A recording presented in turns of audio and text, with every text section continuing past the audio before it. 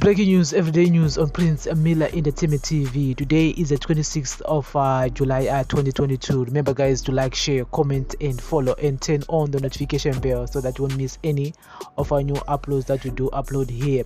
And so guys, President Mnangagwa yesterday said time has come to vote out corrupt opposition councillors whose parties have not only run down our local authorities but are puppets of Western countries that want to remove the Zanu PF government by inflicting pain on Zimbabweans. This comes as the country is preparing for next year's harmonized elections, albeit with renewed attention on Zimbabwe by Western countries, some of which are openly interfering in the country's domestic affairs in contravention of both local and international statutes. President Mnangagwa said opposition councillors have ruined the legacy of quality and reliable services that was left by former councillors like the late Minister of State of Harare Provincial Affairs and Devolution, Comrade Oliver Chidao, who presided over affairs of the capital city in the 1980s, earning Harare the nickname Sunshine City.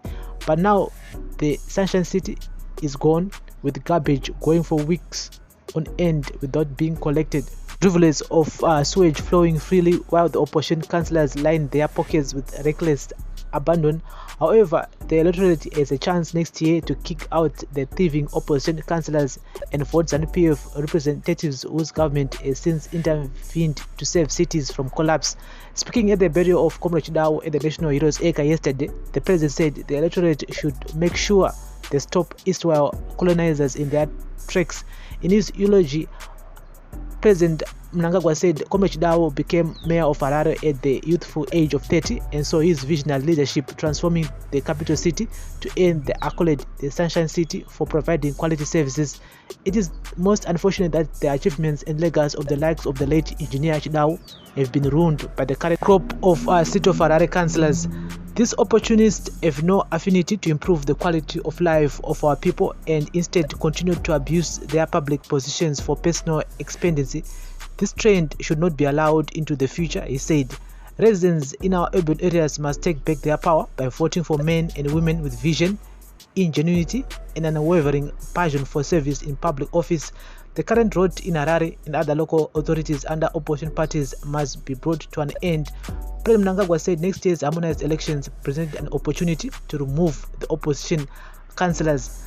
The 2023 harmonized general election present a yarning opportunity for ratepayers to correct this mistake of having rogy and insensitive characters running our urban councils. Residents are challenged to end the decadence within our urban local authorities by voting for Zanu PF men and women who are firmly rooted in the people-centered ethos of our colossal mass revolutionary party, he said.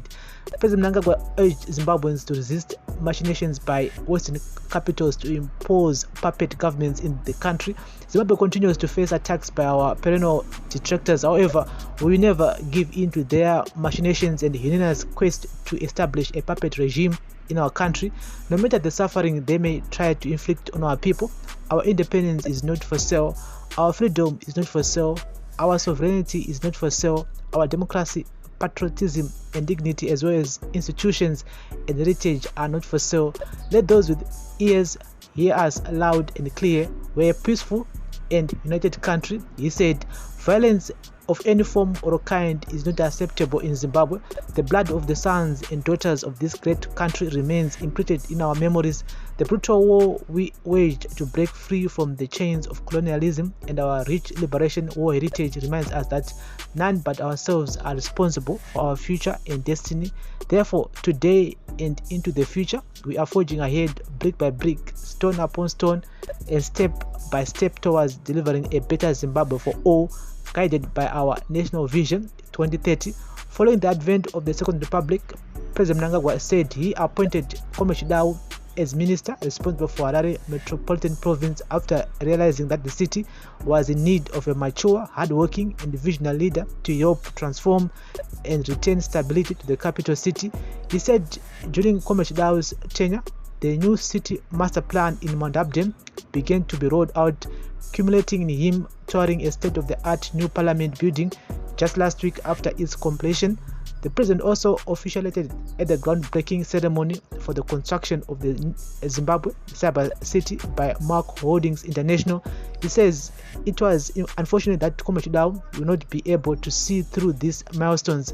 The implementation of the new city master plan is set to breathe new economic lifelines in Harare and the national economy as a whole.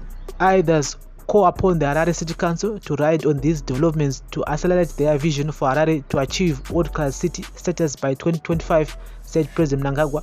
I further challenge those serving in our local authorities to implement their respective programs and projects always guided by the national interest and our collective quest to lift many of our people out of poverty into prosperity.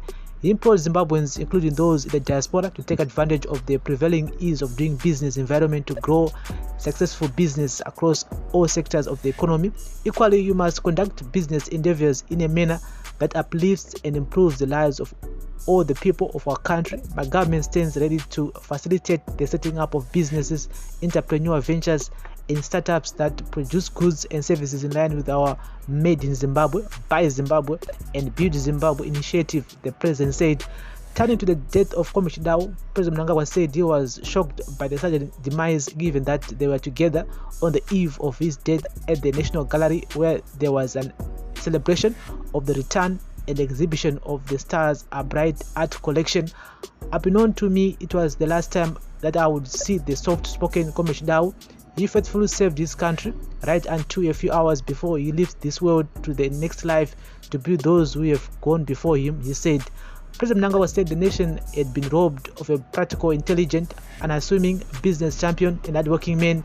He not only built a vast business empire in sectors that have driven the national economy, but also contributed immensely to the strategic growth of many entities in both the private and public sectors. In most cases, he rose to become the lead figure in the corporate governance structures of these enterprises, he said. He said Komachidao was part of a crop of young cadres in the early years of the country's independence, conscious of the fact that political independence was incomplete without the economic emancipation of the black majority. As such, the late Komachidao was identified together with his like-minded colleagues to become part of the frontrunners in the post-independence struggle to reclaim and indigenize the national economy. He performed beyond expectation and became a true champion of black empowerment and emancipation, President Mnangagwa said. The late national hero used his professional qualifications in engineering and business to establish companies in the financial, mining, and construction sectors. Some of the entities he helped to establish include the African Banking Corporation, which later became Bank ABC, listed on the Botswana and Zimbabwe Stock Exchange. Others include Star Africa Corporation, Zimplo, PAMS, Heritage Insurance Company of Zimbabwe, PG Industries, Bindura Nickel Corporation, Kuchi Construction, Bitumen Construction Services, and Roadwick Group, either as chairperson or a board member. In spite of the spread of the business footprints of the late Komachidao on the economic landscape of our country, he never abused his position or used the companies he was associated with to harm or twist or manipulate our socio-economic environment for his personal gain. He was a dependable and trustworthy businessman, President Mnangagwa said. The spirit of the philosophy inspired the generation of the likes of this national hero we are laying to rest today. The flame must never die. He said the country needs more men and women willing to avail their skills and positions for the realization of development that leaves no one and no place behind. Born in Chivu, Masinire village under Chief Mutengwa on August 9, 1954, Komachidao did his primary and secondary education in Dabadzinduna, Blayo, and St. Faith Mudoti in Chikomba district before proceeding to study for higher national diploma in electrical engineering through the London City and Guilds, where he trained as a telecommunication engineer with then Post Telecommunications Company. Between 1979 and 1982, he worked as a signals engineer for the National Railways of Zimbabwe, responsible for the design and implementation of electro and signal projects.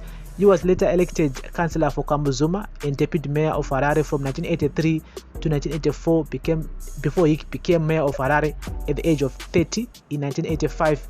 During his service in the city of Harare up to 1990, the late Komeshida worked as a project manager for the Zimbabwe Electricity Supply Authority, where he managed power development projects and procurement systems. Due to his appetite to always improve himself and his interest in business commerce, he later studied for a Bachelor of Commerce degree from 1990 to 1994. He was admitted to several professional associations, including Chartered Electrical Engineering, member of the Zimbabwe Institute of Engineers, fellow of the Zimbabwe Institute of Engineers, and founding member and later president of the Zimbabwe Building Constructors Association. He held several portfolios in the revolutionary Zanu PF, both at the provincial and national levels. Between 1990 to 2000, he served as the Zanu PF Member of Parliament for Kambuzuma constituency, and at the time of his death, he was Senator for Harare Metropolitan Province. And so guys, Comrade Chida was laid to rest yesterday at the National Heroes Acre. And so let's go back to the whole woman issue, reason why I did talk about this story is it's in Herald. Mnangagwa the puppets we never rule Zimbabwe. And I think we've talked a lot about this so many times on our daily news special shows that we do every Monday and Friday from 7 o'clock up to 7:30 about Zanu PF using that kind of lane. My opposition political parties, my councillors are corrupt. Yes, they're gonna be using that as we go towards my elections that go next year, 2023. And so that whole system worked in Epworth, and it might work in some constituencies in Harare. And so opposition political parties, they mustn't be relaxed and say good so akumadoroba takabata kumadoroba ayo. 2023 is going to be different. Zanu PF will try by all means. They will try by all means to regain some of the constituencies in urban areas. And so this is the daily news, breaking news, everyday news on Prince Miller Entertainment TV. Got it all in the comment section. Remember guys to like, share, comment and follow and turn on the notification bell. Bless up.